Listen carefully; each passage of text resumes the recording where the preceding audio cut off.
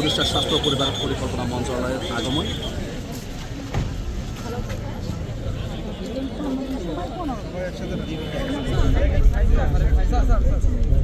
আমার সাথে খোলামেলা আমরা আলাপ করব।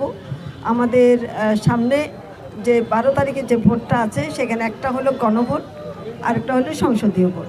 মূলত আমরা কথা বলতে এসেছি গণভোট নিয়ে।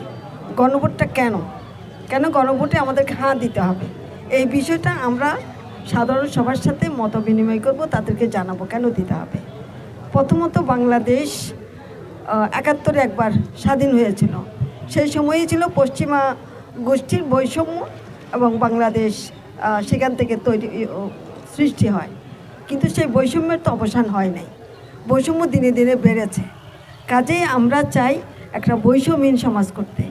24-এর যে গণ আন্দোলন হলো, সেই আন্দোলনের ফসলে হইল আজকের এই পরিবর্তনটা।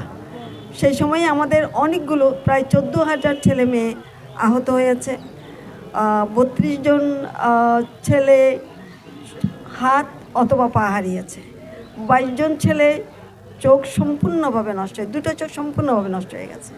তাহলে ওদের এই যে আত্মত্যাগটা, এটার বিনিময়ে আমরা কী পেলাম, কি পেতে হবে আমাদেরকে? মুক্তিযুদ্ধ যখন হলো তখন আমাদের আশা ছিল আমরা একটা সুন্দর বৈষম্যহীন সমাজ পাবো, আমাদের মানুষে বেশি ভেদাভেদ থাকবে না, আমরা নিরুপে একেবারে নিরাপদে বসবাস করতে পারবো, বৈষম্যহীনভাবে আমাদের ছেলে মেয়েদের স্কুলে কলেজে পড়াতে পারবো, চাকরির ক্ষেত্রে কোনো বৈষম্য হবে না। অনেক রকমের আকাঙ্ক্ষা নিয়ে বাংলাদেশটা তখন তৈরি হয়েছিল। কিন্তু সে আকাঙ্ক্ষার কি প্রতিফলন হয়েছে? সে আকাঙ্ক্ষার প্রতিফলন হয় নাই। 24 আন্দোলন হলো, আবার একটা গোষ্ঠী ফেসিস্টরা যেভাবে আমাদের ছেলে মেয়েদেরকে হত্যা করলো, যেভাবে আহত করলো, তাইলে বারবার কি আমরা এই বারবার কি আমরা রক্ত দিয়ে যাব? কাজেই এবার আমরা সবাই মিলে সিদ্ধান্ত নিয়েছি, আমরা এরকম দেশ চাই না। আমরা কীরকম দেশ চাই?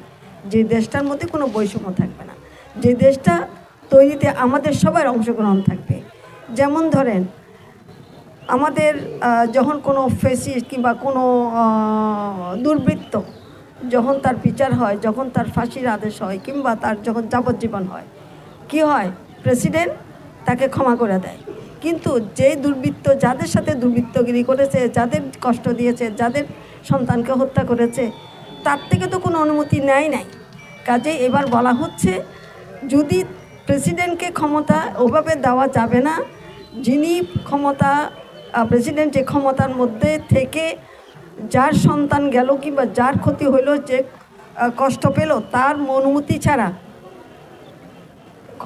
ক্ষমা করে দেওয়ার অধিকার পাবে না, ক্ষমতা পাবেন না। তাহলে কি হইল?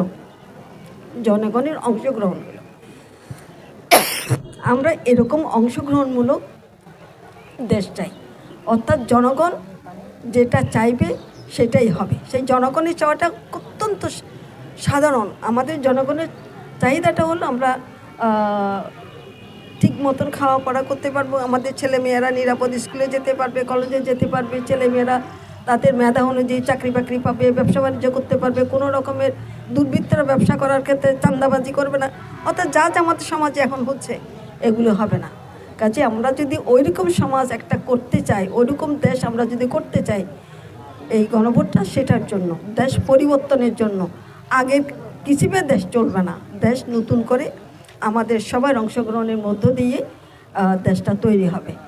দলে দলে মারামারি, কাটাকাটি, এর বুথে পুরাই দেয়, এরকম কিছু হবে না। সবাই যা কিছু বলবে, আলাপ আলোচনা করবে, তারপরে তাদের কাজগুলো করবে। কাজে এই যে অংশগ্রহণমূলক কাজ, মেয়েদের যেখানে যাবেন দেখবে মেয়েদের অংশগ্রহণ খুব কম। কয়টা কলেজের প্রিন্সিপাল মহিলা হয়েছে? কয়টা কলেজের বিশ্ববিদ্যালয়ের প্রিন্সিপাল মহিলা হয়েছে? কাজে আমরা মেয়েরা অনেকগুলো পিছিয়ে আছি। কাজে মেয়েদের যাতে অংশগ্রহণ বাড়ে, সেটার দিকে আমাদের সবারই একমত হতে হবে। কাজে এই সমস্ত বিষয়গুলো নিয়েই আমরা মূলত সবার সাথে কথা বলছি, যাতে আমাদের এই গণভোটে রায় দিয়ে আমরা হাঁকে জয়যুক্ত করব। হাঁ ভোটে সবাই ভোট দেব, ভোট দিয়ে আমাদের যে এতদিনের যে স্বপ্ন, সেই স্বপ্নকে আমরা বাস্তবে পরিণত করব।